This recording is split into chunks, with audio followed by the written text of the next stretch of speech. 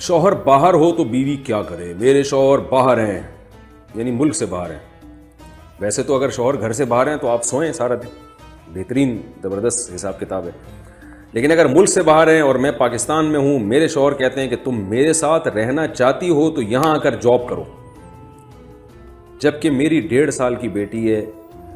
دوسری صورت میں وہ کہتے ہیں کہ پھر میرے سسرال والوں کے ساتھ جا کر رہو، جہاں میرے 4 جیٹھ اور 4 دیور، ہول سیل کے حساب سے ماشاءاللہ دیور اور جیٹھ ہیں، اور میں وہاں اپنے آپ کو کمفرٹیبل نہیں سمجھتی ہوں۔ اگر میں ان دونوں صورتوں میں سے کوئی بھی نہیں مانتی تو ان کا کہنا ہے کہ تعلقات ختم کر دیے جائیں، اور بیٹی کا انہیں کوئی بھی خیال نہیں ہے۔ اس صورت میں مجھے کیا کرنا چاہیے؟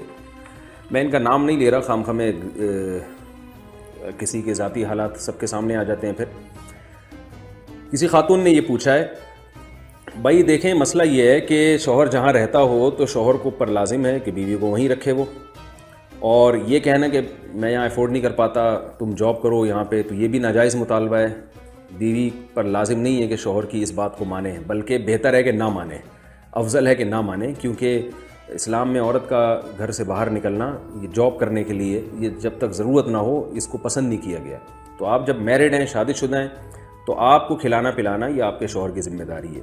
اسی طرح بیوی کو یہ کہنا کہ اگر یہاں نہیں آ سکتی، جاب نہیں کرتی، تو پھر جاؤ میرے ماں باپ کے پاس رہو، اور وہاں ماشاءاللہ ہول سیل کے حساب سے دیور اور جیٹھ بھی ہیں، ان سب کی بھی خدمت، تو یہ بھی ظلم ہے عورت پر۔ اتنے سارے افراد کی خدمت عورت پر لازم نہیں ہے، اور اگر ان کی خدمت کا نہیں کہہ رہے لیکن جوائنٹ فیملی میں ان کے ساتھ رہنے کا کہہ رہے ہیں تو یہ بھی غلط ہے، کیونکہ جیٹھ سے اور دیور سے پردہ ہے، تو 1 2 3 دیور ہوں تو چلیں پردہ بھی سمجھ میں آتا ہے، 8 ماشاءاللہ ہیں تو اس میں خطرات بھی زیادہ ہوتے ہیں۔ بہرحال احتیاط کے خلاف ہے یہ۔ اگر انشاءاللہ وہ جیٹھ اور دیور نیکی ہوں گے، وہ کوئی یعنی ان کی سوچ اچھی ہوگی، لیکن اس کے باوجود اس طرح سے اپنے رشتہ داروں میں ایک عورت کو اکیلے ڈال دینا اتنے سارے لوگوں کے درمیان، اس میں اگر عورت کمفرٹیبل محسوس نہیں کر رہی اپنے آپ کو، تو پھر مرد پر لازم ہے کہ وہ اس کے لیے الگ گھر کا انتظام کرے اور اپنے ساتھ رکھے۔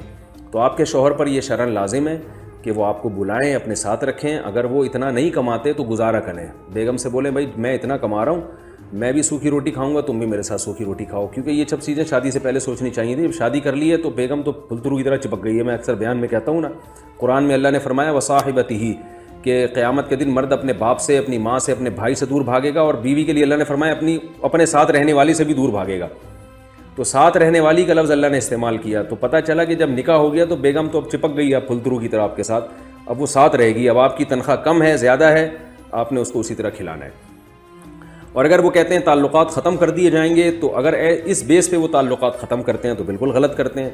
باقی یہ کہ آپ کیا کریں تو میں آپ کو مشورہ نہیں دے سکتا، میں تو شرعی مسئلہ بیان کر سکتا ہوں۔ شرعی مسئلہ یہ ہے کہ اس صورت میں آپ کے لیے ان سے طلاق کا مطالبہ جائز ہے، لیکن طلاق جائز ہونے کے باوجود ناپسندیدہ ہے، کیونکہ اس پہ آگے آپ کے لیے جو مسائل آئیں گے، پتہ چلا اس سے بھی گئی آپ بچی کو لے کو کہاں در بدر کی ٹھوکریں کھاتی پھریں گی۔